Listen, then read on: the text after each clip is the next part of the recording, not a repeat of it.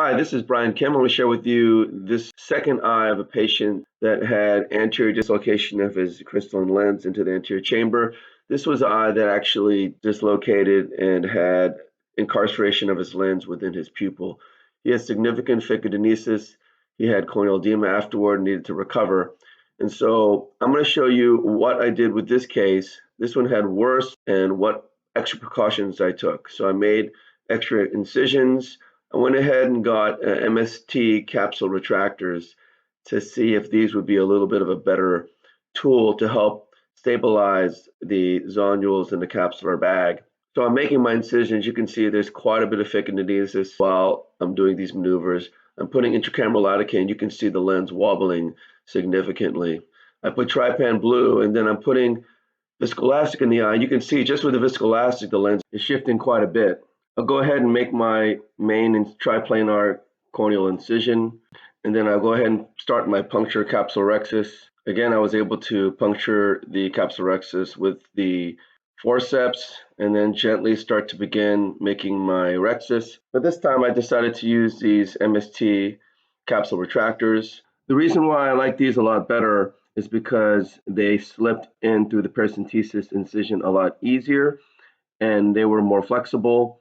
And I was able to, and they have this broad base towards the capsular fornix. And so you can see I went ahead and slipped in the capsule retractor once I began the rhexis, and I began to go ahead and insert each of these retractors into each quadrant as I'm making the rhexis. Again, there is some more instability in the capsular bag and zonules compared to the other eye. This was an eye that was dislocated. And so I wanted to see if there was anything I could do differently with this eye versus the first eye that we did. So I'm finishing the capsulorhexis, and I put my fourth and final capsule retractor in place, and I'm cinching each of the stoppers in order to make sure I provide maximal support. You can see the capsulorhexis is more kind of this squarish appearance. And I noticed the anterior capsular rim was actually at the iris plane or maybe a little bit above the iris plane, which just showed me how severe the zonulopathy was in this case. The other thing I wanted to mention is the kind of the golden ring sign that this patient has. Obviously, I didn't perform hydrodissection or hydrodelineation. Normally, there's a golden ring sign when you perform hydrodelineation, which is a microscope light reflecting back through that space created between the cortex and the epinucleus. However, obviously, I didn't perform hydrodissection, so why is there this ring? And I think there's this ring because the capsular bag and lens size is relatively smaller relative to this patient's anatomy, and that's why you're able to see this illuminating ring. Normally, you can't see all the way to the edge of the lens, but in this case, you can. Now, I think that in conjunction with the zonulopathy is why this patient had anterior dislocation of the lens. So I just wanted to share that. That was an interesting observation. So I performed my capsular fornix hydrodissection. This was fairly uneventful. The lens began to prolapse into the anterior chamber, and so I went ahead towards Phaco and tried to chop this lens, which is slightly tilted now. And I'm just carefully and gently trying to chop this lens up into smaller pieces. I think the capsular retractors are doing a nice job stabilizing the capsular bag, and because they're much longer, they're able to support the capsular fornix as well. During the maneuvers, I'm performing double chop and cross chop whenever I can to crush the lens into smaller pieces, and then I'm emulsifying those smaller pieces. You'll also notice that I reduced my settings. I dropped the IOP, aspiration, and vacuum, and all of this was in order to slow things down. In the cases of weak zonules, you have a very unpredictable posterior capsule.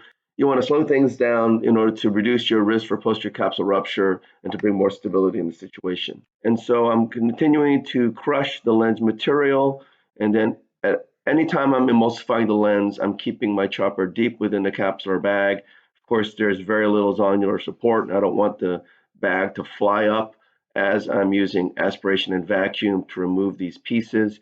And so it's very, very important in weak zonules because that bag is not reliably going to be stable in the posterior segment. And so you want to make sure you keep that chopper deep while you're emulsifying the lens pieces. So this is the last part. I'm trying to remove the epinuclear material. And so this went fairly smoothly. I always inject BSS when I exchange my instruments, so I push BSS in and then switch to the INA. I'm carefully starting subincisionally and removing the cortical material. You can see the capsular hooks are still providing that squarish configuration to the capsular rexus, and also providing some level of capsular fornix support. I'm going fairly slowly and smoothly, making sure I don't grab something I shouldn't. So I went ahead and pushed viscoelastic into the anterior chamber to evaluate and assess the situation. I removed this first capsular hook, and you notice that the capsular rexus edge gets pulled centrally. And that means that there is absolutely no zonular support in that quadrant because the other adjacent capsular retractors are pulling so much. And so this tells me that even though the capsular retractors helped me during the Phaco and provided some level of stability, that this capsular bag is still essentially worthless and unsalvageable. You can see that there's no discernible capsular rexus opening. These are the most tricky adjacent to the main incision to pull these retractors out, and you have to use MST forceps.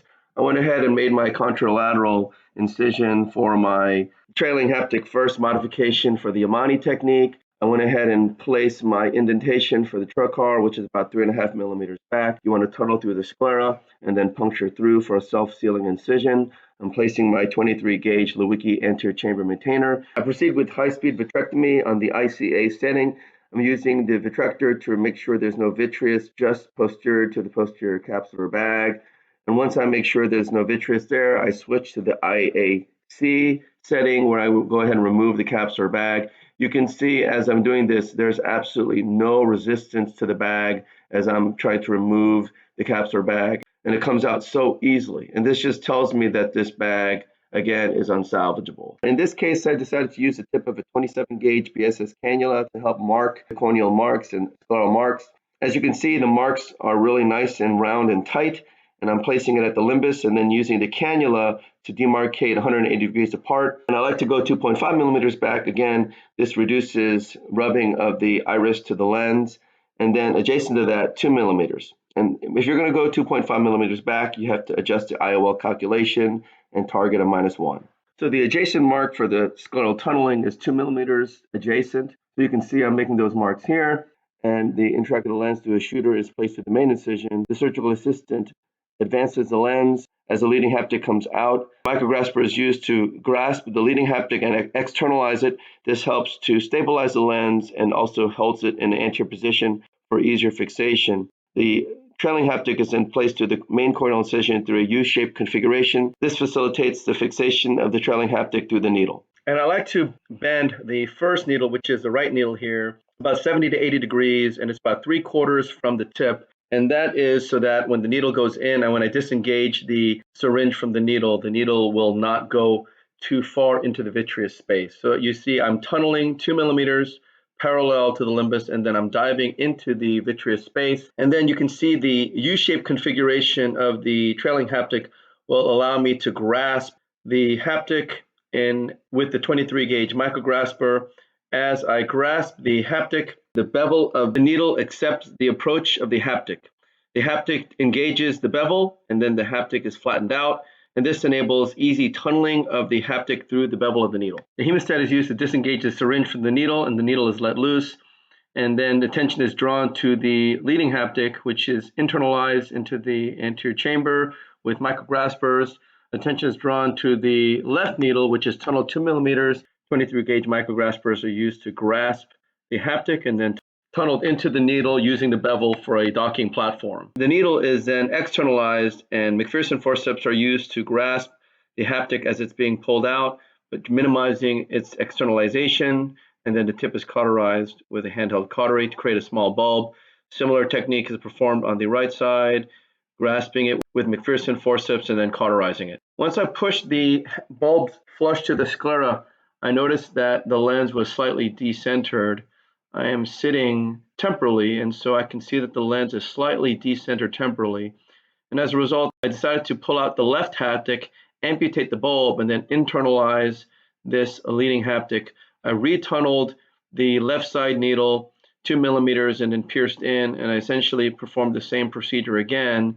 I'm grasping the leading haptic, and I'm trying to tunnel it through. Because I cut the edge, I didn't actually cut it obliquely, and so struggled a little bit getting that haptic in, but then I'm able to finally pass that haptic through the needle, and then I'm going to go ahead and externalize it and then cauterize a tip. So despite my best efforts, you can have a slightly decentered lens to be willing to accept the situation.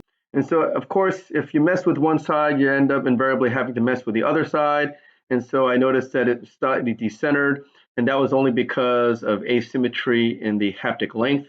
So I go ahead and cut the bulb on the right side, and then I cauterize the right one as well. And after this, I push the bulbs back, and I notice that it's a much more well-centered lens after all this manipulation.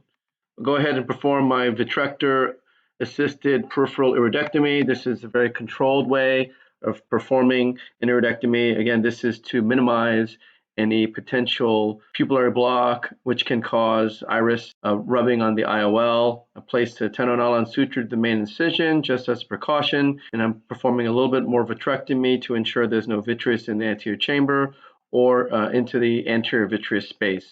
I'm sweeping with my cannula, and then I'm filling the eye with PSS, making sure the wounds are completely hydrated and sealed. Take out my trocar, massaging my sclerotomy, and then taking out my AC maintainer. Checking the wounds, and they're all Seidel negative. I shared that the first eye, the patient had 20/25 uncorrected vision, a -1/2 plus a half manifest refraction. This second eye, the patient also had a 20/25 uncorrected vision with a manifest refraction of a -1/2 plus 1. The patient was ecstatic with his result, not just from a surgical standpoint, but from a refractive standpoint, and the patient continues to do well. So again, this is an example of a first eye and a second eye in a patient with ectopial lentis with anterior dislocation.